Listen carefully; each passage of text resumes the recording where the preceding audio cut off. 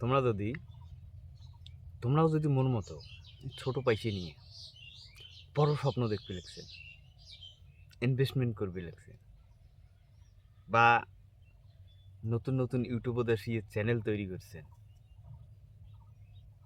ভাববে लगছেন यार वीडियो बनाएंगे, एक दिन बड़ा चैनल बनाएंगे, तो मोर কথাটা তোমার সাথে, বুঝছেন?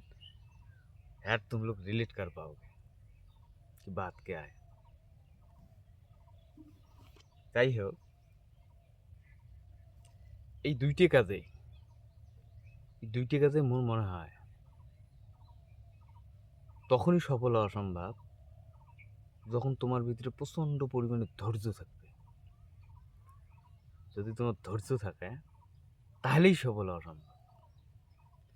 দেখো না, 4 বছর ধরিয়ে, ভাই ছোট হোক, কম হোক, বেশি হোক, একটা পোর্টফোলিও তো বানাছি। তো 4 বছর ধরিয়ে না তেমন রিটার্ন দেখতে লিখছি, না তেমন লস দেখতে লিখছি, কই মজা নেই আর। তবে তবে এই 4 বছরের এই আপ ডাউন দেখিয়ে এটা কিন্তু মনে হয় যে हाँ यार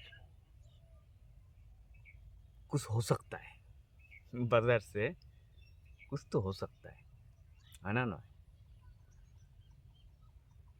তো এই 4 বছর ধৈর্য ধরার পরেও এলাও ধৈর্য ধরা হবে আগামী দিনের জন্য, যে আর कुछ हो सकता है, तब जाके हो सकता है जिंदगी सक्सेस होए, है कि नहीं?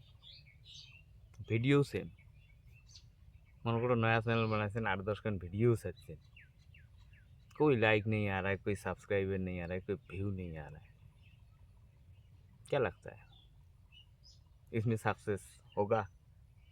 हाँ यार, तो हम बाजार में अगर 60 साल वेट करने की बाद अभी भी ये समझ सकते हैं कि आगे जाके कुछ होएगा, तो यूट्यूब में क्यों नहीं? इधर भी ऐसे 3 साल 4 साल देना पड़ेगा, तब जाके ना कुछ होगा।